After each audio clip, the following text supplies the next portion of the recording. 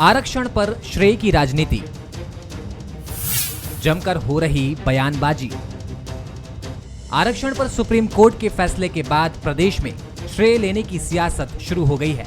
एक तरफ सीएम भूपेश बघेल ने अधिकारियों के साथ हाई लेवल मीटिंग लेकर अधिकारियों को जल्द ही अटके हुए रिजल्ट जारी करने को कहा। वहीं विपक्ष ने आरक्षण के मुद्दे पर सुप्रीम कोर्ट के फैसले का स्वागत तो किया, लेकिन बीजेपी इसे रमन सिंह के नेतृत्व वाली पुरानी बीजेपी सरकार की जीत बता रही है, जिस पर सुप्रीम कोर्ट ने अपनी मोहर लगाई है। सुनवाई में सर्वोच्च न्यायालय ने भारतीय जनता पार्टी के जनसंख्या के आधार पर 58% आरक्षण के पक्ष में मुहर लगाया। कांग्रेस को इससे सीख लेना चाहिए और आरक्षण को राजनीति का मुद्दा न बनाकर जनहित में कार्य करना चाहिए। पिछले 4 सालों में कांग्रेस की कुनीतियों की वजह से, आरक्षण के राजनीतिकरण की वजह से हजारों नागरिकों ने अपना कीमती समय बर्बाद किया। भर्तियां ना होने की वजह से उनमें हताशा है। तत्काल निर्णय लेके भर्ती की प्रक्रिया को आचार संहिता लगने के पहले पूर्ण किया जाए और तत्काल कल से ही इस प्रक्रिया को तेजी के साथ लागू करें। एक तरफ बीजेपी आरक्षण पर श्रेय लेने की कोशिश कर रही है, तो कांग्रेस भी इस मामले में पीछे नहीं है। कांग्रेस का कहना है कि बीजेपी की लापरवाही की वजह से आरक्षण रुका रहा। वो तो कांग्रेस की कोशिश थी जिस वजह से सुप्रीम कोर्ट ने रोक हटाई। इतना ही नहीं, सीएम भूपेश बघेल तो कह रहे हैं कि मिशन मोड में सरकारी भर्तियां होंगी। रमन सिंह जी ने इतना सरकार ने इतना घटिया काम किया था। आपने आरक्षण तो लागू कर दिया था, रोस्टर का था पता नहीं था। ननकी राम कंवर के अध्यक्षता में कमेटी बनाई, उसको कोर्ट में प्रस्तुत नहीं किया। 10 साल तक 12 में हुआ, मतलब 6 साल तक क्या प्रस्तुत नहीं किया, और उसके कारण से ये खारिज हुआ था। तो उनके नाकामी के कारण से, उनके गलतियों के कारण से पूरे प्रदेश के युवाओं को भोगना पड़ा। कांग्रेस सरकार 76% आरक्षण देने के पक्ष में है, जिससे जुड़ा आरक्षण विधेयक फिलहाल राजभवन में अटका हुआ है। इस विधेयक में सरकार ईडब्ल्यूएस को 4%, एससी को 13%, तो ओबीसी को 27%, जबकि एसटी को 32% आरक्षण देना चाह रही है। लेकिन अब सुप्रीम कोर्ट के आदेश के बाद 58% आरक्षण ही मिलेगा, जिसमें एससी को 12%, ओबीसी को 14% और एसटी को 32% आरक्षण दिया जाएगा और इसी आधार पर भर्तियां होंगी। Bureau report, Bansal news. आरक्षण एक ऐसा मुद्दा बन गया जो हर राजनीतिक पार्टी अपने फायदे और नुकसान की नजर से देखता भी है और अपनी राजनीतिक रोटी सेकता भी है। 76% आरक्षण को लेकर कैसा कोहराम मचा हुआ था, यह सब आपने देखा होगा। और अब जब 58% आरक्षण को सुप्रीम कोर्ट से फौरी राहत मिली है, तो उस पर भी श्रेय लेने के लिए राजनेताओं में होड़ सी मच गई है। जाहिर है, आरक्षण ऐसा मुद्दा है जो किसी भी पार्टी के लिए सत्ता पर काबिज भी कर सकती है उस पार्टी को, और सत्ता से बेदखल भी कर सकती है। चुनाव के ठीक पहले आरक्षण पर सुप्रीम कोर्ट की फौरी राहत कांग्रेस के लिए किसी संजीवनी से कम नहीं है।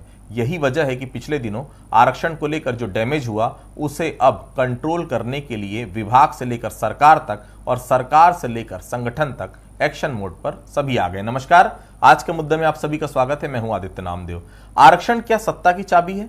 अगर यह चाबी नहीं है तो फिर राजनेताओं में और गैर राजनीतिक दलों में कितनी खलबली क्यों मची हुई है? पहले 76% आरक्षण का मुद्दा लगातार सरगर्म हो रहा था और अब 58% आरक्षण को लेकर श्रेय लेने में लगातार सभी जुटे हुए हैं। आज चर्चा में इस बात पर हम करेंगे कि आरक्षण पर आखिर किसकी जीत हुई है, किसकी हार हुई है, क्योंकि राजनीतिक दलों के लिए आरक्षण से प्रमोशन और नौकरी, ये तमाम चीजें वो सब चीजें जो कहीं ना कहीं आने वाले समय में राजनीतिक दलों को ऐसा लगता है अगर ये सब चीजें चलती रहेंगी तो उनको सत्ता की चाबी बहुत जल्द मिल जाएगी। हालांकि अब तो कांग्रेस के साथ नंद कुमार साय भी हैं।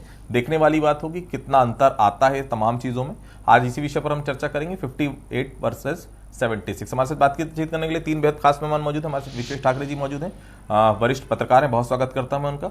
हमारे साथ से बिलासपुर से अभय नारायण जी जुड़े हुए हैं, बहुत स्वागत करता हूं मैं उनका। हमारे साथ राजीव चक्रवर्ती जी हैं, भारतीय जनता पार्टी के वरिष्ठ नेता, बहुत स्वागत करता हूं। सबसे पहले विश्वेश जी के पास चलूंगा। विश्वेश जी, ये बताइए, आप जो आरक्षण अभी जो दिया गया है उसका श्रेय किसको मिलना चाहिए? क्योंकि आरक्षण नौकरी के लिए होता है, आरक्षण प्रमोशन के लिए होता है। छत्तीसगढ़ में तो ऐसा लगता है सत्ता की चाबी बन गया आरक्षण। क्या मानते हैं आप? देखिए, अभी तो श्रेय हमको सुप्रीम कोर्ट को ही देना चाहिए, क्योंकि उनका ही ये आदेश है या फैसला है अभी। पर जैसा कि आपने कहा कि ये फौरी राहत है या फौरी तौर पर सुप्रीम कोर्ट ने कहा है, तो ये इंटरिम है, अभी इसको अपन अंतिम नहीं मान सकते। और फिर मजे की बात तो तब होगी जब इस पर एक आखिरी फैसला आएगा सुप्रीम कोर्ट का इस पूरे मामले पर, जब जैसे जुलाई में सुनवाई होने वाली उसमें क्या होता है, फिर ये राजनीतिक दल जो अभी श्रेय लेने की बात कर रहे हैं उस समय क्या बोलते हैं, ये एक बहुत महत्वपूर्ण है। दूसरा ये कि सत्ता की चाबी की जहां तक के बात है, तो निश्चित रूप से सत्ता की चाबी तो आरक्षण छत्तीसगढ़ जैसे छोटे प्रदेश में होगा ही, लेकिन सवाल ये उठता है कि कांग्रेस का मुद्दा तो 76% का आरक्षण है। वो अगर कांग्रेस कहीं न से अगर उसको लागू करने में या उसको लेकर कोई ठोस कदम उठाने में सफल हो जाती है, तब तो ये समझिए कि जो संजीवनी आप बोल रहे हैं वो तो निश्चित रूप से पूरी तरीके से कांग्रेस के पक्ष में चले जाएगा। लेकिन ये अभी बहुत दूर की कौड़ी है। फिलहाल तो 58% के आरक्षण का मुद्दा जो है उस पर दोनों राजनीतिक दल अपना अपना दावा ठोक रहे हैं और ठोक भी सकते हैं, क्योंकि आरक्षण भारतीय जनता पार्टी की सरकार ने लागू किया था और उस पर ही वो ये कह रही है कि उस पर सुप्रीम कोर्ट ने मुहर लगाई है। लेकिन सबसे बड़ा सवाल यहाँ पर यह है आदित्य जी कि इस हाईकोर्ट में इस आरक्षण व्यवस्था के खिलाफ किस राजनीतिक दल के प्रतिनिधि या फिर किस राजनीतिक प्रभाव के लोगों ने याचिका लगाई थी, उसको देखना चाहिए। तभी स्पष्ट होगा कि दरअसल इसके खिलाफ कौन है और पक्ष में कौन है। अभी तक के तो दोनों पार्टियां इसके लिए श्रेय लेना चाहती है, क्योंकि ये चुनावी साल है और यहां पर जो भी होगा उसमें श्रेय की राजनीति जरूर होगी। जी अबे जी, आप लोग तो 76% आरक्षण की बात कर रहे थे, अभी तो 58% मिल रहा है, तो उस पर आप लोग फूले नहीं समा रहे हैं। 76% आरक्षण तो अभी केवल शगुफा ही साबित हुआ है, हस्ताक्षर तो हुए नहीं, राजभवन में पेंडिंग, और लगता भी नहीं कि वहां से बहुत जल्द कुछ हो पाएगा। मतलब चुनाव तक 58% आरक्षण मिलेगा ना छत्तीसगढ़ के लोगों को, यह मान लिया जाए अभय जी? आदित्य जी, फूले समाने की कोई बात नहीं है। 58% छत्तीसगढ़ बनने के बाद जिस रेशियो में आबादी थी उस रेशियो में 58% उस समय किया गया और ओबीसी को कम दिया गया। ओबीसी की आबादी आज 42% है, लेकिन ओबीसी को 14% मिल रहा है। तो जब 58 से 50 हुआ तो भारतीय जनता पार्टी खुश हो गई कि कहीं ना कहीं कांग्रेस फंस गई, कांग्रेस पे आरोप लगाने लगे। उनको आदिवासी एससी वर्ग नहीं दिखा, उनको नौजवान छात्र नहीं दिखे जो नौकरी के लिए आरक्षण की सुविधा लेकर आगे जा रहे थे। उनको दिखा कि एक राजनीतिक मुद्दा मिल गया कि हम कांग्रेस पे आरोप लगाए। लेकिन कांग्रेस संविधान के हिसाब से जब हाई कोर्ट ने कर दिया, तत्काल सुप्रीम कोर्ट में गई और सुप्रीम कोर्ट में जाकर अपील की और सारे तथ्य जो हमने हाई कोर्ट में रखे थे और सारे तथ्य हमने वहाँ बहुत मजबूती से रखे, जिसका परिणाम निकला कि कल 58% के पक्ष में फौरी राहत राज्य को मिला। रही बात 76% की, तो 76% हमने विधानसभा में विधेयक लाया। उस विधेयक का भारतीय जनता पार्टी के 14 विधायकों ने, जिसमें पूर्व मुख्यमंत्री रमन सिंह के बाइट अभी मैं सुन रहा था, वो भी शामिल थे। सबने समर्थन किया। किसी ने उस दिन डाटा नहीं मांगा, किसी दिन उन्होंने नहीं कहा कि 50 के ऊपर कैसे होगा, किसी ने नहीं कहा कि 58 जब नहीं हुआ तो 76 कैसे होगा। सब ने हाथ उठाकर समर्थन किया, पक्ष में बोला। लेकिन जब 76% विधेयक बनकर राज्यपाल के पास पहुंचा तो इनकी नाराजगी चालू हो गई, इनके पेट में दर्द चालू हो गया। एक तरफ 50 में खुश हुए थे, अब 76 में नाराज हुए। तो इस चरित्र को एससी वर्ग, एसटी वर्ग, ओबीसी वर्ग छत्तीसगढ़ की जनता ने देख लिया है और भारतीय जनता पार्टी तो न बात करने के लायक है न तर्क देने के लायक है। हम संविधान में जो व्यवस्था है, छत्तीसगढ़ में जिसकी जितनी आबादी उसको उसके हिसाब से आरक्षण दे रहे हैं। ओबीसी को अभी भी कम मिल रहा है, ओबीसी को 27% ही दिया जा रहा है। आज भारतीय जनता पार्टी को ये बताना चाहिए कि 6 साल में कोर्ट में आपने क्या पेश किया था, क्या क्या डाटा आपने वहां दिया था, क्यों फैसला आया कि हाई कोर्ट ने उसको रोका। ननकी राम कंवर आयोग का आपने गठन किया, ननकी राम कंवर आयोग ने अपना जमा कर दिया रिपोर्ट, उसके बाद आप उसको कोर्ट में प्रस्तुत नहीं किए। 12 में आपने लागू किया, उधर आपने लेट किया। जो 6 साल था उसमें आपने कोई कार्रवाई नहीं की। और कांग्रेस ने हाई कोर्ट में जो प्रश्न प्रस्तुत किया था उसी को सुप्रीम कोर्ट लेके गए, तो सुप्रीम कोर्ट ने 2-3 मिनट की सुनवाई में मान लिया, मतलब प्रथम दृष्टि में ही सही मान लिया और राहत दे दी। मतलब राजीव जी मनवा नहीं पाए, राजीव जी की सरकार नहीं मनवाई। राजीव जी, 58% आरक्षण है जी, तो आपकी सरकार नहीं दिया था, अब कांग्रेस इस पर श्रेय ले रही है या हमारे बूते मिला है, क्या कहना चाहेंगे इस विषय पर? देखिए, कांग्रेस आदित्य जी पूरी तरह से घिर चुकी है, शक के दायरे में है और कांग्रेस का पर्दाफाश हो गया है। कांग्रेस पार्टी चाहती नहीं थी कि युवाओं को हम रोजगार दें और आरक्षण के जो सेमेस्टर्स हैं उसके हिसाब से दें।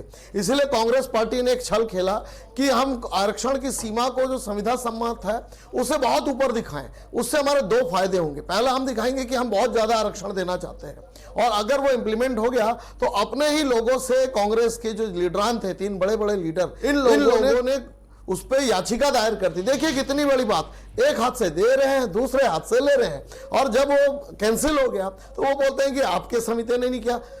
लगभग 38 महीने तक ये कोर्ट में केस चलता रहा। माननीय उच्च न्यायालय बिलासपुर में कांग्रेस के पैनल ऑफ जो लॉयर्स है उन्होंने क्या किया पता नहीं, कोई डाटा नहीं दिया, कोई थ्योरी नहीं दी, कोई एविडेंस नहीं दिया। आप लोग दिया क्या? नहीं, हम लोग ने नहीं दिया था, सरकार कांग्रेस की थी। State of Chhattisgarh versus high court में याचिका चल रही थी, तो कांग्रेस चाहती तो उस पर बहुत अच्छे से शानदार ढंग से केस लड़ती और 76% देती तो जनता को समझ में आता।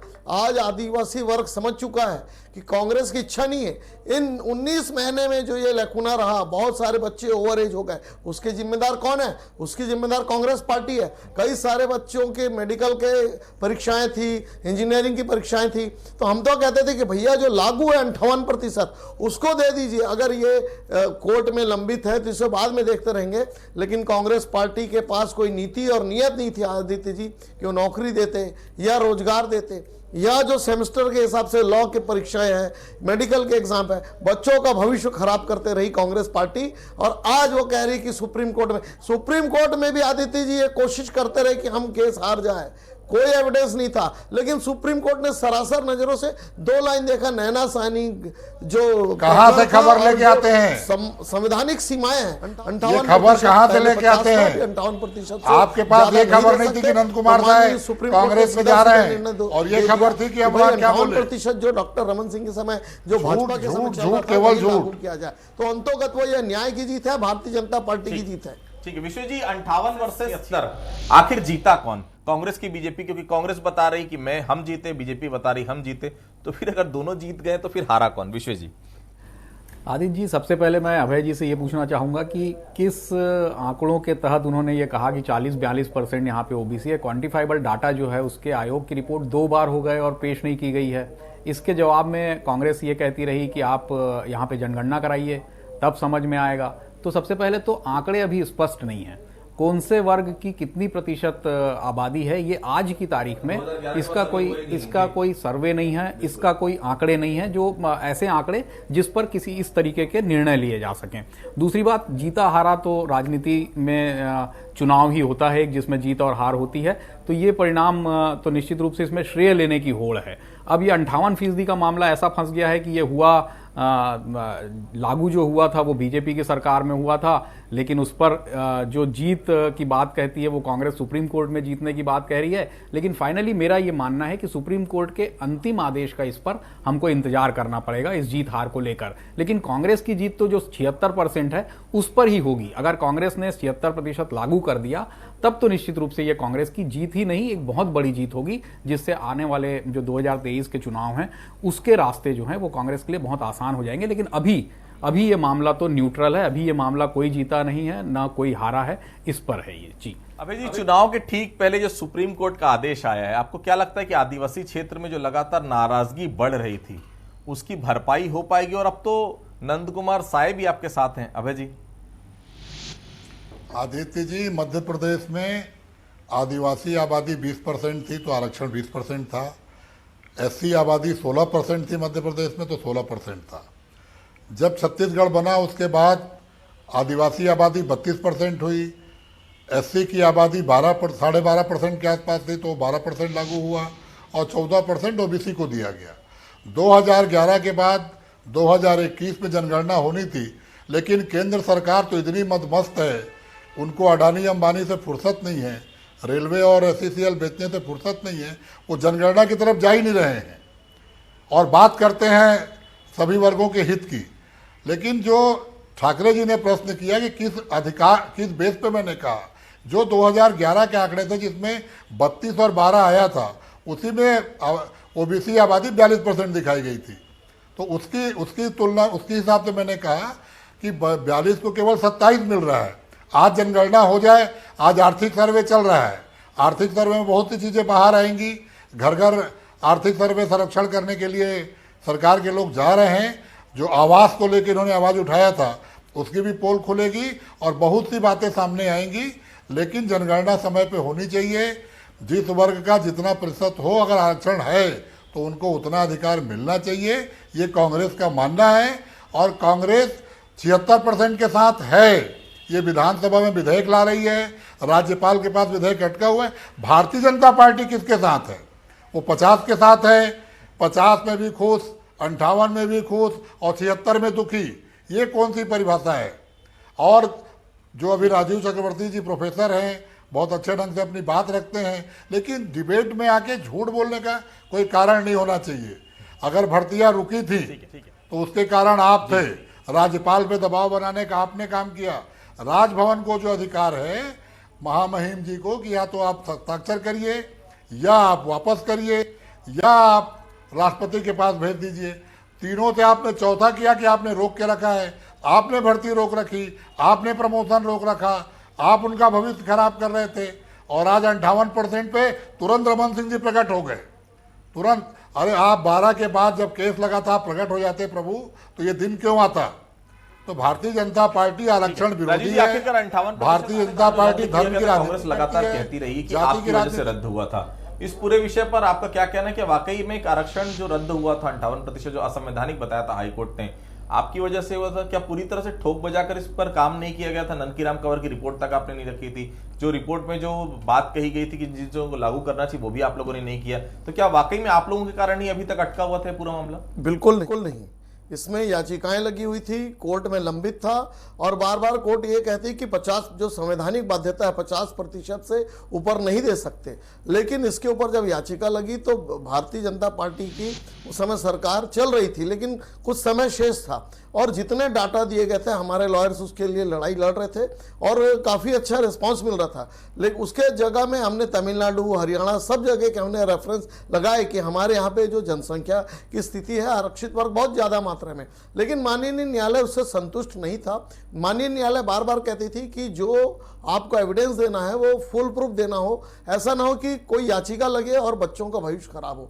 भारतीय जनता पार्टी की बिल्कुल मंशा है कि न्याय मिले, आरक्षण मिले, आरक्षित वर्ग को मिले, वंचित वर्ग को मिले। लेकिन सवाल ये उठता है जब सामान्य प्रक्रिया से जो आरक्षण चल रहा था उसमें कांग्रेस के लोगों ने क्यों याचिका लगाई? और वो कांग्रेस के बड़े बुद्धिमान लोग हैं, खांडे साहब है, मनहरण मैडम है, बाकी तमाम लोग हैं। लेकिन उसके बावजूद भी कांग्रेस लोगों ने याचिका लगाई। आज लोगों ने अपने वर्ग के लिए संघर्ष किया। 16 से 12 हुआ, उसके लिए जिम्मेदारी किसकी है? जिनका जो ओवर एज, वो अपने वर्ग की लड़ाई लड़ रहे थे, परीक्षा नहीं दे सके, जो बच्चे राजीव जी क्लियर करिए, सेना की वो अपने वर्ग की लड़ाई लड़ रहे थे, उनका आरक्षण का फायदा उनका 16 से 12 हुआ था, वो 4% की लड़ाई लड़ रहे थे। सरकार थी कांग्रेस की, तो कांग्रेस की सरकार को संज्ञान लेना था और कांग्रेस की सरकार केवल राजनीतिक शिगुफा के नाम से 76% लेकर आई और उनकी मंशा तो 1% भी देने की नहीं आदित्य जी। क्योंकि जो नौकरी जो वैकेंट थे 10,000 पुलिस के हो या टीचर्स के नौकरी हो, विभिन्न विभागों में जो लंबे चौड़े लोग रिटायर्ड हो रहे हैं, आज तक कोई उसकी रिक्रूटमेंट की दिख नहीं रही। विषय जी क्या लग रहा है? ये तो राजू जी भर्तियों को सूचना के अधिकार में निकाल लीजिए कितनी भर्तियां हुई हैं, लेकिन उसमें लिखा जाएगा कि सुप्रीम 15 साल में कितनी भर्तियां हुई और 4 साल में अभी कितनी भी भर्तियां मन में संशय बहुत सारे। क्या आगे भी इसमें कुछ ऊपर नीचे हो सकता है विश्व जी? बिल्कुल हो सकता है। सुप्रीम कोर्ट ने जैसा कि कहा है कि अभी सुनवाई जुलाई में होगी, लेकिन तब तक के चूंकि प्रतियोगी परीक्षाएं हैं, जो दूसरी परीक्षाएं हैं वो प्रभावित ना हो। और जैसा कि राजीव जी कह रहे थे कि बहुत सारे लोगों के चांसेस जो है वो ख़त्म हो जाते हैं अगर मान लो लंबे समय तक के इस तरीके की प्रक्रियाएं चलती हैं तो इसीलिए सुप्रीम कोर्ट ने इसको अंतरिम राहत दी है। लेकिन ये संशय बिल्कुल सभी के मन में होगा कि आगे इसमें सुप्रीम कोर्ट का फैसला क्या आता है, और निश्चित रूप से इस पूरी परिस्थिति में, इस स्थिति में तभी कुछ भी स्पष्ट हो पाएगा जब तक कि सुप्रीम कोर्ट का आदेश आता है। लेकिन मैं बिल्कुल इसमें आश्वस्त हूं कि एक सुप्रीम कोर्ट है जो सर्वोच्च न्यायालय है, वो जरूर इस बारे में भी सोच रहा होगा कि इस दरमियान जिन लोगों को नौकरी लगेगी, इस दरमियान जो लोग प्रतियोगी परीक्षाओं में पास होंगे या प्रमोशन होगा, उनको लेकर वो कोई ना कोई ऐसी गाइडलाइन जरूर देंगे कि आने वाले समय में कम से कम उनका भविष्य तो सिक्योर रहे, उनके भविष्य पर कोई असर ना पड़े। ये इसी की उम्मीद हम कर सकते हैं। और जो निश्चित रूप से से न्याय प्रणाली करती है, भारतीय न्याय प्रणाली है, सर्वोच्च न्यायालय है, तो उस पर बिल्कुल हम ये उम्मीद कर सकते हैं कि ऐसी कोई ना कोई गाइडलाइन इस पूरे प्रकरण पे जरूर सामने आएगी। अभी की स्थिति में बीजेपी अपनी जीत बता रही, उनका कहना है लाजमी भी है, 58% आरक्षण तो निश्चित तौर उन्होंने दिया था। अब कांग्रेस उस पर ऐतराज क्यों कर रही है? आरक्षण तो आप लोग युवाओं के लिए मांग रहे थे। अब इसमें श्रेय की राजनीति की आखिर जरूरत क्या है? अभय जी, निश्चित रूप से श्रेय की कोई राजनीति नहीं है। 58% का फैसला आना उन बेरोजगारों के और युवाओं के हित में है। इसके लिए सुप्रीम फैसला सुप्रीम कोर्ट का कहा जाएगा। और मैं तो कहता हूं कि राजनीति की बात न करें हम लोग। राजनीतिक दल के अगर हम नेता हैं तो अपनी धारणा स्पष्ट करें। अगर कांग्रेस ने 76% लाया, आपने विधानसभा में समर्थन किया, तो फिर किंतु परंतु क्यों? कांग्रेस के लोग बार बार राज्यपाल जी के यहाँ जा रहे हैं, तो भाजपा के लोग क्यों नहीं जा रहे हैं? आज तो मुख्यमंत्री जी ने कहा है कि 9वीं अनुसूची की में शामिल करने के लिए सांसद जाएं, रमन सिंह जी जाएं। अगर इस प्रदेश की जनता ने विधानसभा में कांग्रेस को अपना समर्थन दिया, तो लोकसभा में 11 में से 9 सांसद भारतीय जनता पार्टी के भेजे, तो भारतीय जनता पार्टी भी अपना फर्ज निभाए। वो 9 के 9 सांसद 76% के साथ आप कहते ननकी राम समिति की रपट नहीं गई, आपने कौन सी रपट लगाई? देखिए अभय जी, आपकी मंशा नहीं है, कांग्रेस पार्टी की मंशा नहीं है, ना 76 देने की है, ना 50 देने की है, ये स्पष्ट हो गया। और सुप्रीम कोर्ट का पढ़िए, उसमें इतिहास पढ़िए, क्वांटिफाइबल अम्बेडकर साहब को पढ़िए, लगे हैं। पिछली राज्यपाल अम्बेडकर साहब किस पार्टी के नेता थे वो पढ़िए। यहाँ बाकी लोग जो बैठे वो भी मांग रहे हैं, तो क्वांटिफाइबल डेटा देती क्यों नहीं कांग्रेस? दिक्कत क्या है क्वांटिफाइबल डेटा देने में? कोर्ट में जो भी आवश्यकता होगी वो दिया जाएगा और डाटा के आधार पे ही आरक्षण लाया गया है। जहां जो आवश्यकता पड़ेगी वो दिया जाएगा। हम भारतीय जनता पार्टी के कहने पे उनके कार्यालय पहुंचाने नहीं जाएंगे।